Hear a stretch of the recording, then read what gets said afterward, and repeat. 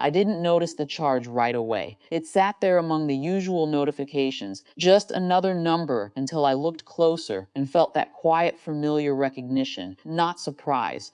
Recognition. It wasn't the first time something had been decided for me. There had always been smaller versions of this. Covering a bill because you're doing well. Sending money without being asked directly, just heavily implied. Fixing things no one else wanted to deal with. It had never been called obligation. It was always framed as family. I used to believe that the night before the wedding, everything felt loud and crowded, people moving around like the event was already happening. My sister stood near the center of it, confident in the way people are when they've never been told no. I asked her about the charge. I kept my voice even. She didn't hesitate, didn't even look surprised that I'd noticed.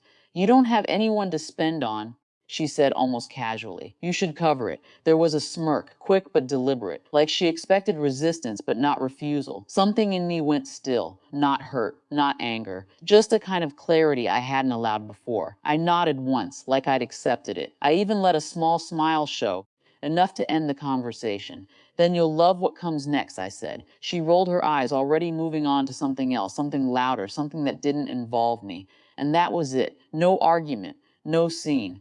Just a quiet shift I didn't explain to anyone. Later that night, away from the noise, I made a call. I didn't raise my voice. I didn't accuse anyone. I just corrected something that shouldn't have happened. The person on the other end was polite, procedural. They didn't need context, just confirmation, payment withdrawn, responsibility returned. It was handled in minutes. The next morning was different.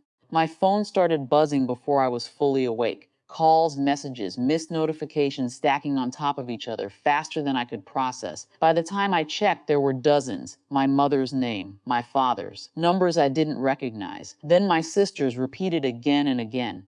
I let it ring a few times before answering one. Voices came in loud, overlapping, already mid-panic. Not questions, demands for explanation, for immediate action, for reversal. The venue had called them. Without the payment, there was a balance due. Not a small one, enough to stop everything if it wasn't handled quickly. There was a deadline, clear, non-negotiable. For the first time, I heard uncertainty in their voices, not disappointment in me, something closer to instability, like the ground had shifted and they weren't sure how to stand. You need to fix this, my father said. Not asked. Said. I listened longer than I used to. Long enough to notice the pattern trying to reassert itself. Then I said calmly, it wasn't mine to fix. There was a pause, a real one. Not the kind where someone is preparing to argue, but the kind where they don't have the next line ready. My sister called next. Her voice was different now, tighter, controlled, but just barely. Why would you do this? She asked. I thought about answering that directly, explaining the years behind it, the small things that had led here, but it didn't feel necessary. It was never my responsibility, I said. Another pause. Shorter this time.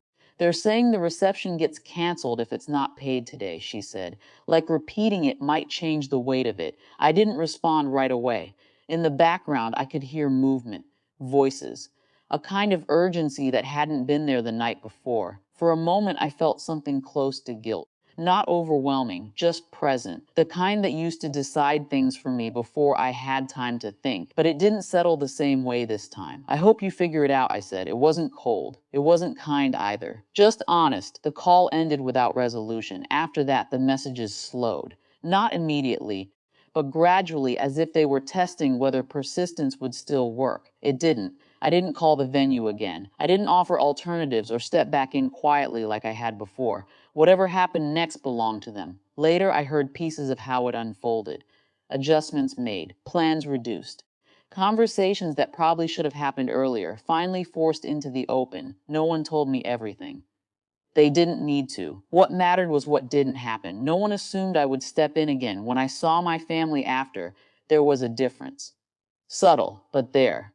Fewer expectations placed casually in conversation. More pauses where there used to be certainty. My sister didn't apologize. She also didn't make the same kind of comments. We spoke, but not the same way. Something had been redefined, even if no one said it out loud. I didn't feel victorious.